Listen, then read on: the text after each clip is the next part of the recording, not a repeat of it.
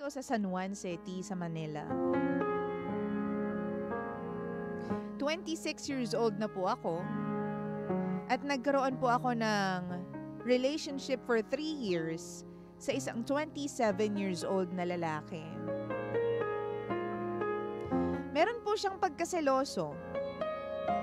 Parang lahat po ng office mates ko na lalaki, pinagseselosan niya.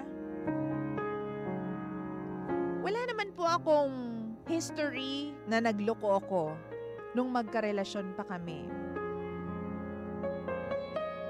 Siya pa nga yung nagloko noon.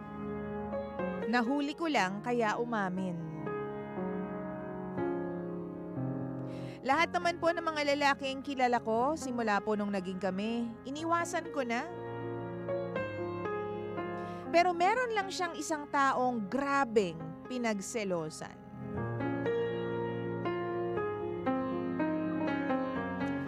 Teammates po kami kaya madalas talaga kaming magkausap at magkasama ng lalaki na yon. Pero dahil sa sobrang pagsiselos ng boyfriend ko, pinag-resign niya po ako sa trabaho. At dahil nga mahal na mahal ko si boyfriend, nag-resign po ako. Nag-resign ako, DJ Lindsay, kahit yun yung dream job ko. May magandang sweldo, benefits, pinapangarap ng ibang tao.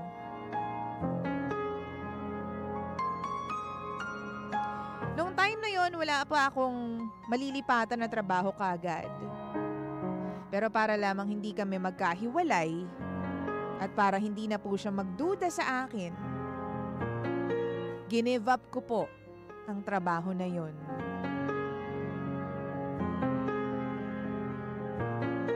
Dalawang linggo lang umalis na po ako doon sa trabaho ko para ma-save yung relationship namin.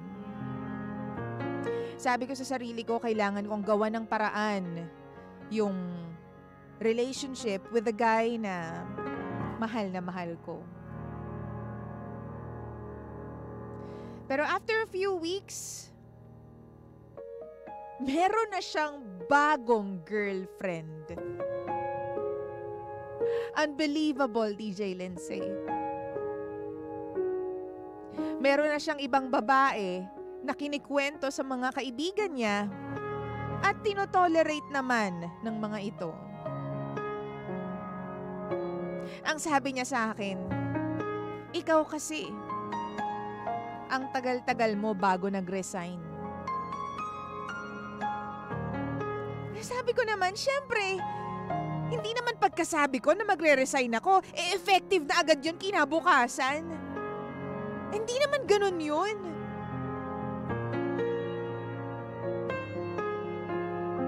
DJ Lindsay, pinipilit kong ayusin yung relasyon. Pero masyadong late na raw. Grabe lang, di ba? Imaginein mo, give up ko yung trabaho ko para sa kanya. Tapos ganito? Kaya eto ako ngayon. 4 months na po akong heartbroken at 4 months na rin po akong walang trabaho. Akala ko magiging madali for me na makalipat ng kumpanya.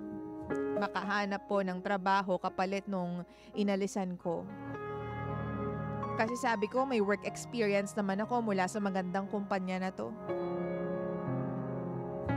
Pero nagkamali ako.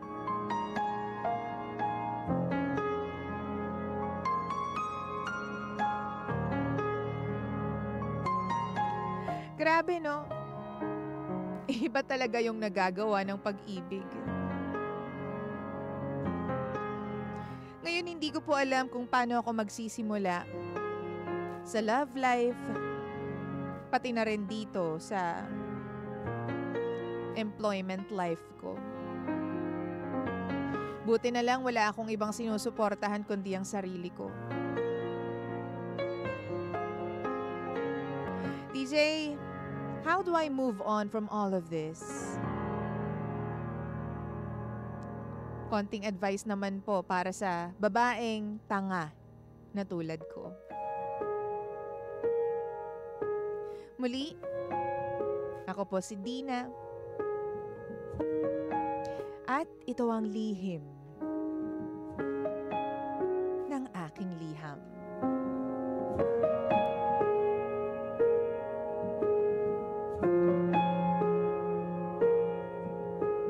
Lihim ng liham.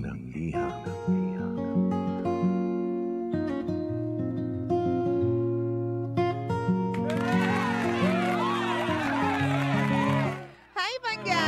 Ikaw pa rin po nakikinig sa istasyon na same, pero... Iba! Bangga, we are number 1. 06.7 Energy FM. Bangga, wag mo sabihin radyo. Sabihin mo...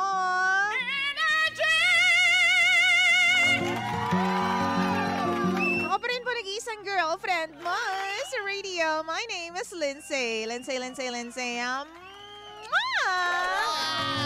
Keeping you company all the way till 11 in the morning. Dito sa programang Lihim ng Liham. Lihim ng liham. Ang programang wala kang matututunan. Oo.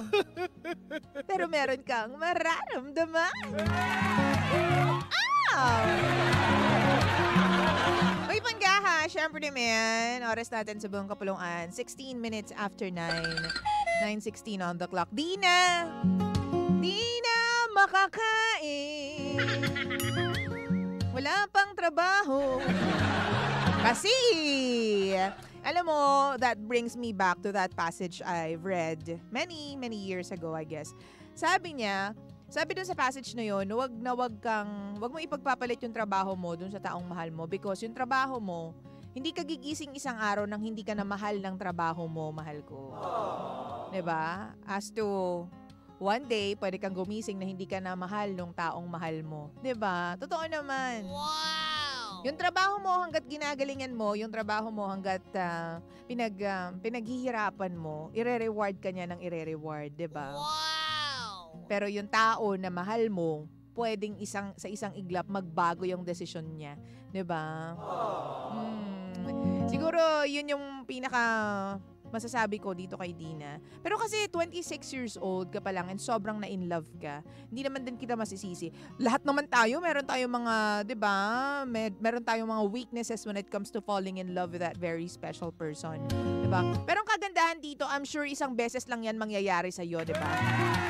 Kasi medyo mahirap yung dagok nang wala kang trabaho dahil sa ex mo. Biro mo, pinaghirapan mo yun at saka pinangarap mo yung trabaho na yun tapos para lang sa pagmamahal mo dito sa ex mo, inawala. Oo, dahil lang sinunod mo siya, dahil lang ayaw kanyang nakikipag-usap doon sa guy na yun, na ka-teammate mo. Diba? Wow! Ano pong masasabi ninyo? Comment na po kayo. Punta po kayo sa facebook.com/energyfm1067. Click live and then doon ka magbigay ng iyong mga comments sa comment section, of course. Mahal ko Pangga ko, baby ko, sabi po ni Ivy. Ay, ambot ni mo, sender. Nakakaloka ka. Ambot naman sa iyo. Oo, letter sender, no? Hey, ngayong nag-resign ka na, ano nang mangyayari sa'yo dahil sa kakaselos ng ex mo? 'Di ba? Ayan, wala ka tuloy trabaho. Paano na yung buhay mo? Ay nako, sinasabi ko sa'yo. Sabi naman ni M, if love brings you down, it's not the right love. So be better on yourself this time. Laban lang sa paghahanap ng career. And hopefully this time, wag mo nang i-give up nang dahil sa seloso mong boyfriend. And even now na meron kang history of cheating din, sobrang undeserving sa pagmamahal at effort mo yung lalaki. Oh. Sabi naman ni Princess, sabi nga nila, follow your heart but take your brains with you.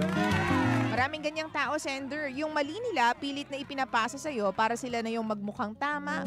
Pinagmumukha nila ikaw ang may kulang pero in reality, walang kulang sa'yo, letter sender. Sila yung may kulang. Jumping from one relationship to another kasi palaging may kulang sa kanila, hindi nila mahanap sa karelasyon nila. They fail to notice na sarili nila ang problema, 'di ba? At hindi ibang tao makakapag-fill up nun, kundi sarili lang din natin. Wow, well said. Thank you very much. Sabi ni Aram, hindi Hindi pa huli ang lahat. Oo, Dina. Siguro naman smart ka and you can still stand up and find a good job. Afterwards, pakibura mo na sa isip mo yung boyfriend mong insecure emotionally at irrational ang pag-iisip. Yan ang gawin mo, girl lalo. Diba? Sabi naman dito, Lihim ng liham. ni Yaw Yaw, takot lang yan sa sarili niyang multo. Kamo siyang nagloko before, so nagpaparinig ngayon o napraning ngayon. Huwag mo nang sisihin ang sarili mo. At least you tried your best to save the relationship. Lihim ng liham. Desire, kalokohan yan, sender. Wag mo nang mahalin yung ex mo, 'di ba? Sa umpisa pa lang diyan, nagloloko na yan at higit sa lahat suportahan. Hindi kanya sinuportahan sa pangarap mo, 'di ba? Hindi yan totoong pagmamahal, letter sender. Oh. Sabi naman ni Arthur, ganyan ang nangyayari kapag sobrang in love at puro love life ang iniintindi. Dapat career ang priority. Pinagpalit mo career mo sa work, ikaw tuloy ang nawalan, Dina. Oh. Lihim ng liham. Sakit no, parehong nawala yung taong mahal mo. But eto, basa tayo ng galing naman po sa ating mahiwagang comment section. Mahal ko pangga ko, bibi ko. Hanapin natin, ha? Again, Energy FM 1067 on Facebook. Sa lahat po ng mga gustong mag-comment, siguro napunta ka na sa gantong sitwasyon wherein talagang binigay mo yung love, binigay mo yung career mo in exchange of your love life, pero nga pa din. O wala tayong napala. O sabi ni Jersey, get rich first, fall in love later. Lihim ng liham. Sabi naman ni Aliza, good morning. Yan ang tinatawag po na kung sinong naghihinala, siya ang gumagawa ng kalokohan. Minsan talaga nakakabulag ang pag-ibig, pero nasa sa atin na yan kung hahayaan natin magpabulag tayo. Sa panahon ngayon, ate, kahit magandang naging background, talaga naman po mahirap makahanap ng trabaho. 'Di ba? Basta ate, trust the process makakahanap ka rin po. God bless. Shoutout naman po from Binyan, Laguna. O, sabi ni Joseph Poblete, hala, love over career pala ang topic here. Ay, hindi be! Hindi! Yung presyo ng tilapia. Charing lang. Ablasa, everything happens for a reason. Baka time na para mag-business ka na lang. Baka mas okay pa yan. Yun pala ang forte mo. Good luck. Yun pala ang forte ko. Good luck. Sabi naman ni Paul Comia, mali lang talaga siya ng taong minahal. Hindi issue ang work dyan. Oh. Alam mo, sa totoo lang, di ba? Kasi yung work, di ba, secondary na lang yan eh. Pero alam mo, babalik pa rin ako dun sa sinabi kanina nung isang commenter natin, mahal ko ha. Na if love drains you, then that is not the right love. And that is so beautiful. If love brings you down, then that is not the right love for you. Same as if love drains you. Diba? Hindi nga siya yung perfect na tao for you. Kasi alam mo, ang taong nagmamahal sa'yo will always push you to your limits, diba? To your best. Diba? Gagawin niya ang lahat para mailabas yung pinakamagandang version of you. Yung version na hindi mo akalain na nandyan pala, nagtatago pala, pero dahil sa walang tao na tumutulong sa'yo or hindi mo siya ma-unleash or ma-unravel on yourself, kailangan mo minsan ng ibang tao para makita yung pinakamagaling na version ng sarili mo.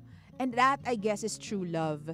Diba? Wow! Kapag perfect person yon for you or, diba, right person yon for you, kapag nandyan na yung, alam mo yun, nailabas mo yung pinakamagaling na sarili mo because of this person na hindi mo alam na nandyan pala. All this time, nakatago lang siya. Pero nung dumating yung tao na to, siya yung nakapagbukas ng box. Tapos nakalkal niya na, magaling ka dito, bakit hindi mo gawin to? Ang galing-galing mo dito, bakit hindi mo i-try to? Try lang, wala namang mawawala eh. Diba? Tapos kasi, sorry correct me if I'm wrong, pero ang totoong taong nagmamahal ay taong umiintindi. Diba?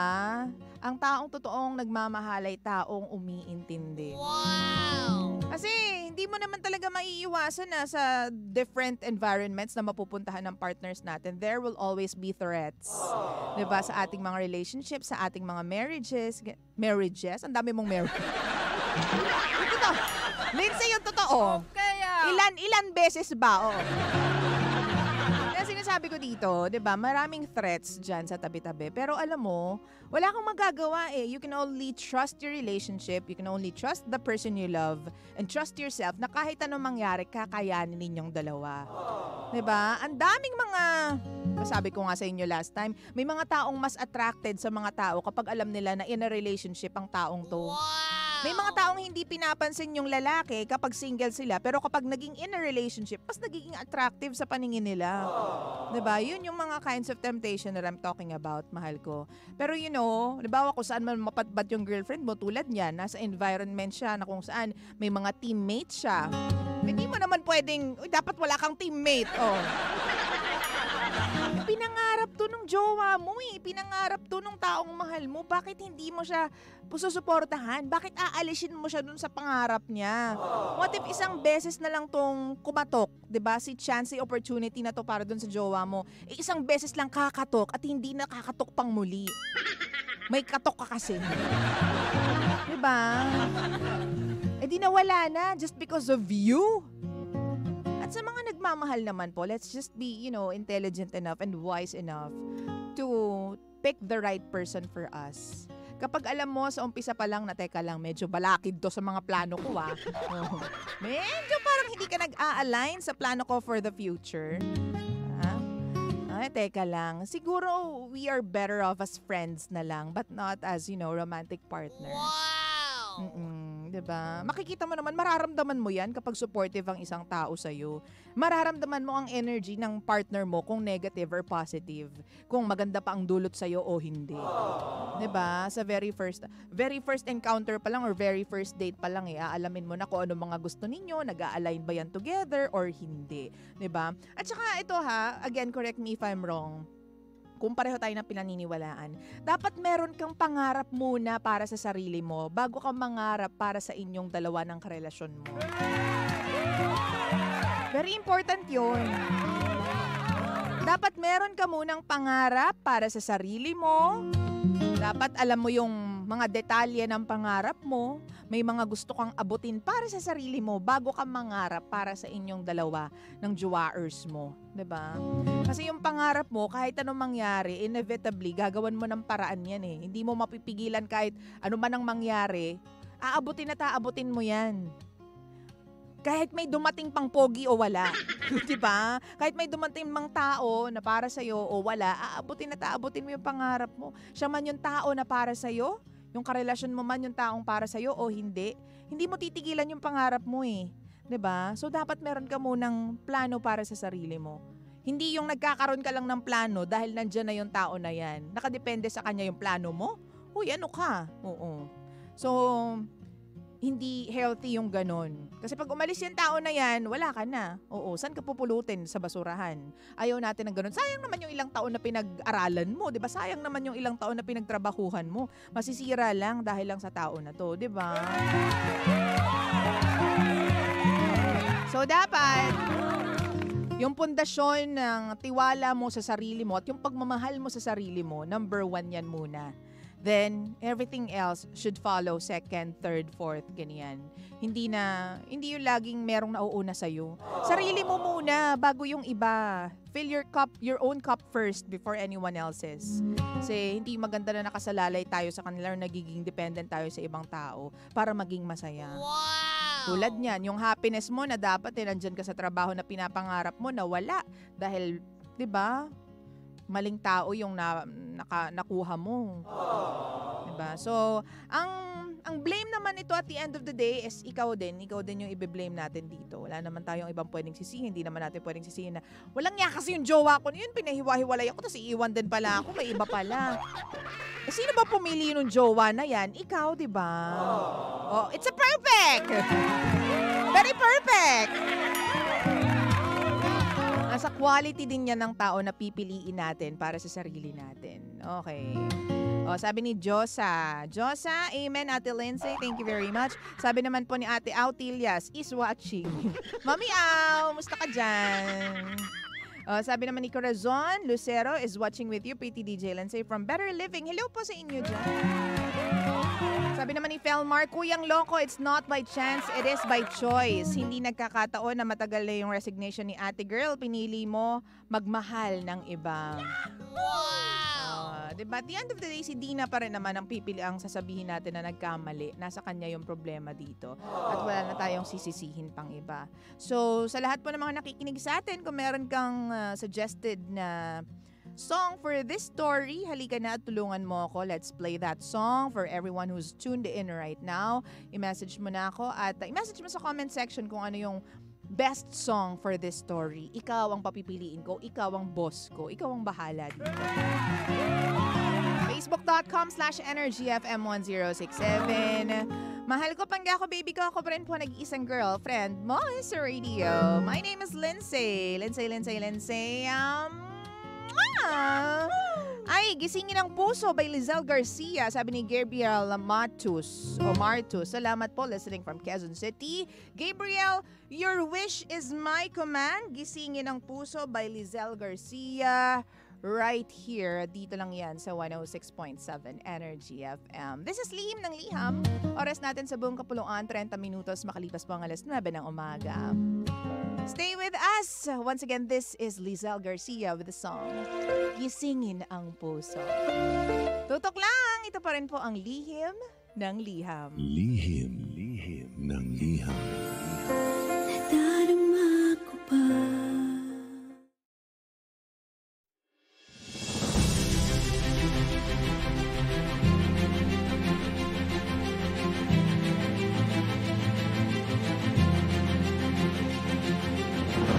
Mildred. Good afternoon. So you're Mildred Harrison? Yes, I am. So kumusta? Nag-enjoy ba kayo sa Barrio Fiesta in Glasgow? Definitely. Ma'am, kumusta? Ano ay yung work niyo rito sa Scotland? I work with a company, it's a mortgage broker company. My job is to liaise with the solicitors, the client, to make sure there will be a completion date for their mortgage. Stressful ba siya? Is there any challenge? Oh, definitely there is, because every case is different. So there are straightforward ones that can complete in a week's time. There's also a stressful one that can take months to complete. Excited ako, Ma'am Mildred, kasi nabalitaan ko lahat ng produkto namin from Capsule Coffee and Tea. You have tried it for so many years, Yes, I right? do. Bakit MX3? Wherever you go, if you meet Filipino, they always say mangosteen is good for you. Yes. So why not take MX3? It's mangosteen product. And then I just feel, I don't know why, I feel happy if I take MX3. Woman's problem. I always say that, look, I've got MX3 tea here. I can give it to you. There's no specific reason, but I do like MX3. Even if I'm in the Philippines, the first thing I do is go to a shop. Okay, I'm getting MX3. MX3, dito ako bilhin.